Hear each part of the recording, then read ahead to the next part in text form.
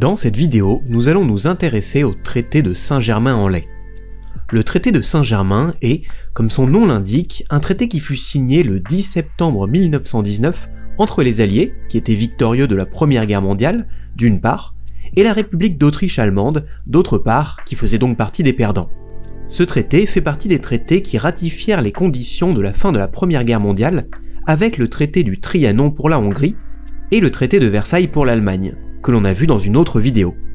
Mais avant de nous intéresser précisément aux dispositions dont il est question dans le traité, il faut revenir un peu en arrière pour comprendre dans quel contexte il fut ratifié. En préambule, le 21 octobre 1918, 208 délégués germanophones du Conseil impérial autrichien s'étaient réunis en une assemblée nationale provisoire de l'Autriche allemande, au Landtag de Basse-Saxe. Lorsque l'effondrement de l'armée austro-hongroise culmina à la bataille de Vittorio Veneto, le social-démocrate Karl Renner fut nommé chancelier fédéral germano-autrichien le 30 octobre.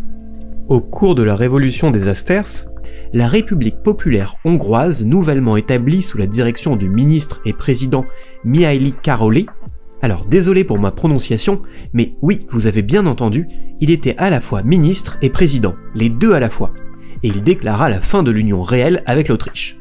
Avec l'armistice de Villa-Giusti, le 3 novembre 1918, le sort de la monarchie austro-hongroise était scellé. Le 11 novembre 1918, l'empereur Charles Ier d'Autriche déclara officiellement renoncer à toute participation à l'administration.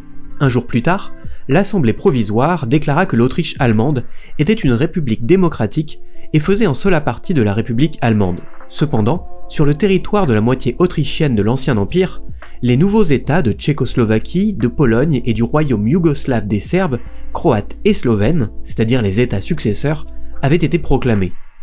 En outre, le Tyrol du Sud et le Trentin étaient occupés par les forces italiennes et les troupes yougoslaves pénétrèrent dans l'ancien duché de Carinthie, ce qui donna lieu à de violents affrontements.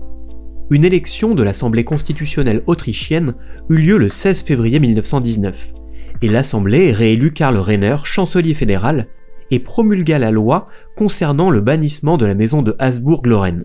Et il faut bien comprendre qu'à ce moment, la famille des Habsbourg était vraiment détestée par une grande partie de la population.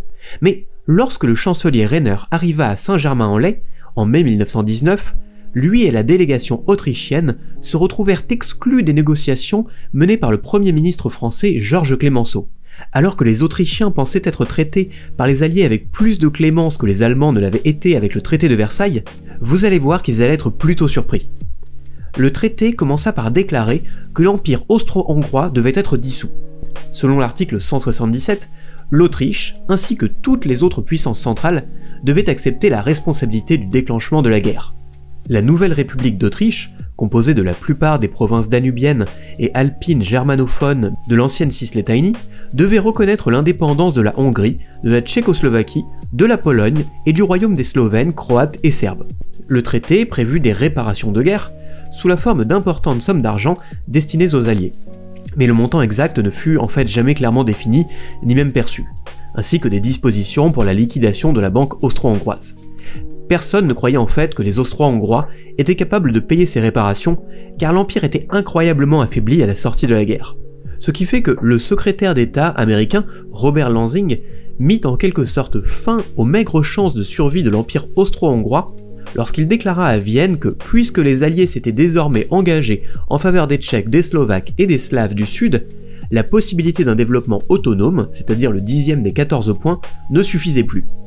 En conséquence, non seulement les Alliés permirent aux peuples minoritaires de contribuer à la création de nouveaux États, c'est-à-dire la Tchécoslovaquie et la Yougoslavie, de recréer d'anciens États, la Pologne, ou de rejoindre leurs frères ethniques dans des États-nations existants, comme la Roumanie et l'Italie. Mais ils ont également permis aux États successeurs d'absorber d'importants blocs de territoires habités par les Allemands. En outre, les négociateurs du côté des Alliés, en particulier Wilson, ne comprenaient pas, lorsqu'ils parlaient d'autodétermination, qu'aucune ligne ne pouvait être tracée pour séparer des nationalités entremêlées et que, dans d'autres cas, les irrédentistes prétendaient que certains territoires habités par les Allemands ou les Hongrois leur appartenaient en réalité. Alors on peut cependant remarquer que, dans quelques cas seulement, des plébiscites ont été autorisés concernant les territoires contestés afin de connaître le souhait véritable des populations locales. Enfin, l'article 88 du traité exigeait que l'Autriche s'abstienne de compromettre directement ou indirectement son indépendance, ce qui signifiait que l'Autriche ne pouvait pas conclure d'union politique ou économique avec le Reich allemand sans l'accord préalable du Conseil de la Société des Nations. En conséquence, le nom initialement choisi par la nouvelle République, l'Autriche allemande, devait être changé en Autriche seulement. De nombreux Autrichiens finiront par trouver ce terme dur, en particulier les Allemands d'Autriche, dont la grande majorité était favorable à un État-nation allemand unique. Et d'autant plus en raison de la faiblesse économique ultérieure de l'Autriche, causée par les pertes de territoire. On peut comprendre un peu mieux avec toutes ces raisons pourquoi l'Autriche a ensuite soutenu l'idée de l'Anschluss, c'est-à-dire d'une union politique avec l'Allemagne nazie. La conscription fut également abolie, et l'armée autrichienne dut se limiter à une force de 30 000 volontaires. De nombreuses autres dispositions traitèrent de la navigation danubienne, du transfert des chemins de fer et d'autres détails liés à l'éclatement d'un grand empire en plusieurs petits États indépendants. La réduction considérable de la population, du territoire et des ressources de la Nouvelle-Autriche par rapport à l'ancien empire provoqua des ravages dans l'économie de l'ancienne nation, notamment à Vienne, capitale impériale, désormais privée d'empire pour la soutenir. Car il faut bien comprendre qu'à l'époque, Vienne était une capitale extrêmement importante et extrêmement peuplée, et qu'elle se retrouva tout d'un coup au centre d'un tout petit État. Ce qui fait que pendant un certain temps, l'unité même du pays a été remise en question. Mais malgré toutes ces clauses, suite à un ultimatum des Alliés, Rainer dut signer le traité le 10 septembre. Et le traité du Trianon, conclu en juin 1920, entre la Hongrie et les Alliés, acheva la liquidation de l'ancienne double monarchie. Et sur ce, nous en avons terminé avec cette petite présentation du traité de Saint-Germain. J'espère que ça aura pu vous intéresser et que ça vous donnera envie d'en apprendre davantage. Si c'est le cas, n'hésitez pas à laisser un like et à vous abonner, voire à devenir un membre, cela m'aiderait énormément, et comme ça vous pourrez être averti dès que les prochaines vidéos seront publiées.